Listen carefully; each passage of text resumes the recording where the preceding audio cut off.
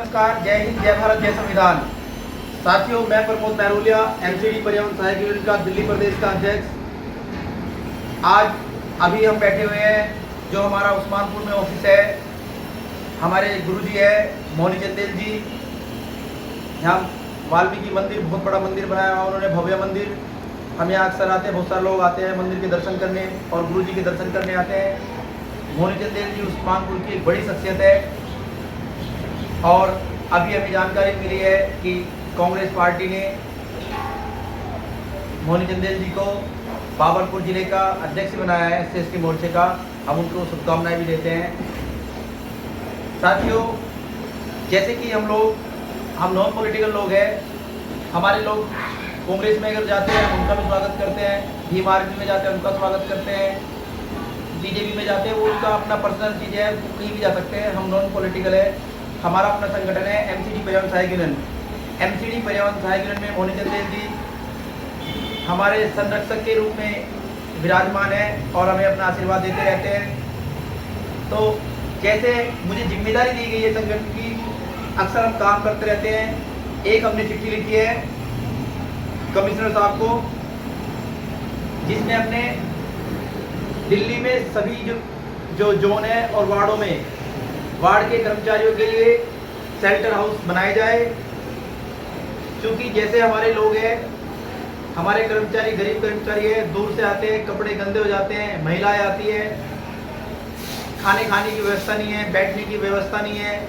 कई बार कपड़े गंदे हो जाए तो कपड़े चेंज करने की व्यवस्था नहीं है, क्योंकि वही कपड़े गंदे फिर घर वापस थोड़ी उनको बस में जाना है, गाड़ी में जाना है, ऑटो में जाना है, तो लोग फिर घृणा करते हैं। तो इसलिए ऐसी व्यवस्था होनी चाहिए जहाँ पर बैठकर खाना खा सके, थोड़ा बैठ सके, आराम कर सके, पानी पी सके और अपने कपड़े आदि वगैरह भी चेंज कर सके।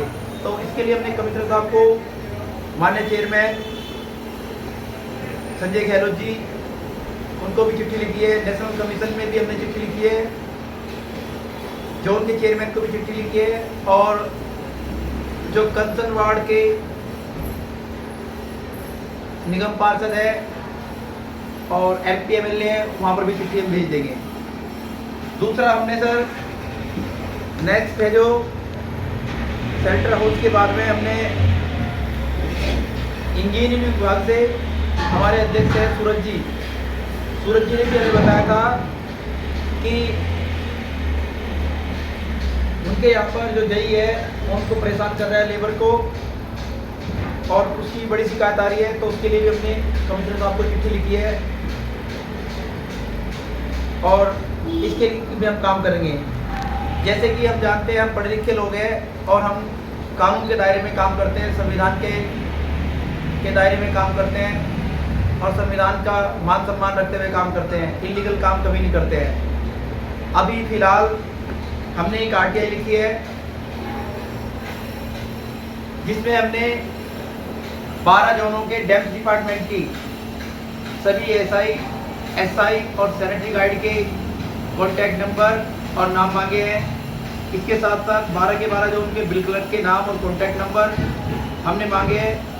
क्योंकि यदि कोई भी संगठन है, हर संगठन के पास आपके पास पूरी लिस्ट होनी चाहिए, तो ही काम करने का मजा है, वरना ऐसे कोई फायदा नहीं है।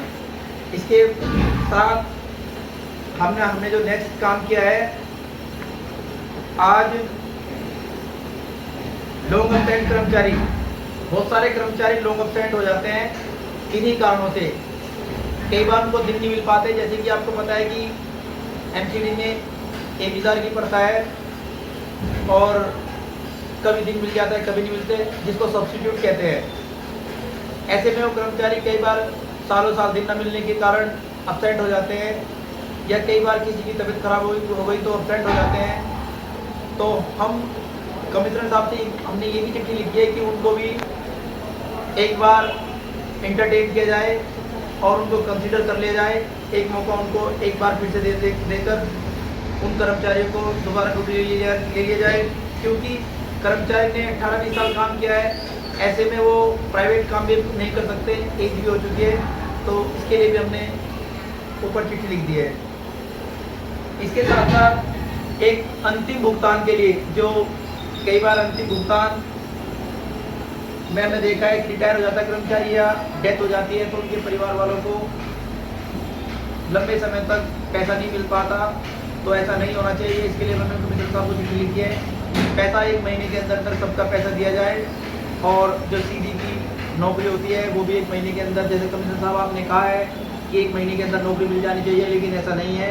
जोन में 5-5 सालों से फाइलें सड़ रही है। कई फाइलें ऐसी है जो 8-8 साल हो चुके हैं, उनका संज्ञान लेने वाला कोई नहीं है। कई बार फाइलें आती है एओ एसएस से एओ को, एओ से एसी को, एसी से एलडब्ल्यू को, एलडब्ल्यू फिर वापस भेज देता है, फिर वार्ड में चली जाती है। यही चक्कर लगा रहता है, घूमती रहती है फाइलें। हम मानते हैं कि फाइलें हेडक्वार्टर जाने के बाद नहीं रुकती, हेडक्वार्टर अपना ईमानदारी से काम करता है, लेकिन जोन में बड़ा भ्रष्टाचार देखने को मिल रहा है इन चीज़ों को लेकर के। तो इस पर तो जो ऊपर के हमारे अधिकारी है, सीनियर अधिकारी है, हेडक्वार्टर वाले इस पर संज्ञान ले और इन चीज़ों को देखे। एक चीज़ और मैं बताना चाहता हूँ, सादरा साउथ जोन में जो कर्मचारी परमानेंट हुए हैं उनकी पे फिक्स नहीं की जा रही है, जबकि सभी 12 जोनों में पे फिक्स की जा रही है, लेकिन केवल एक जोन को छोड़ करके सादरा साउथ ऐसा नहीं कर रहा है। ऐसा क्या है कि 11 जोन उस चीज़ को मान रहे हैं, उन नियमों को मान रहे हैं, तो लेकिन एक जोन नहीं मान रहा है। ऐसा नहीं होना चाहिए। जब कोई चीज़ 11 जोन कर रहे हैं, 11 वोट कहीं मिल रही है, 11 काम लोग एक काम को कर रहे हैं, तो एक आदमी क्यों नहीं करेगा? इसका मतलब वो कर्मचारी का शोषण कर रहा है, नुकसान करने की कोशिश कर रहा है। ऐसा भी नहीं होना चाहिए। उसके लिए हमने कमिश्नर साहब को चिट्ठी लिखी है और हम सारी चीज़ों को लेकर के एमसीडी पर्यावरण सहायक यूनियन अपने कर्मचारियों के हित में लगातार चीज़ काम करती रहती है और हमेशा करती रहेगी। इसी के साथ ही आप सभी का धन्यवाद, थैंक यू सो मच। आप जैसे कि आप लोग हमारी वीडियो को देखते हैं, इन्हें लाइक करिए, शेयर करिए और सब्सक्राइब कर सकते हैं चैनल को। Thank you so much.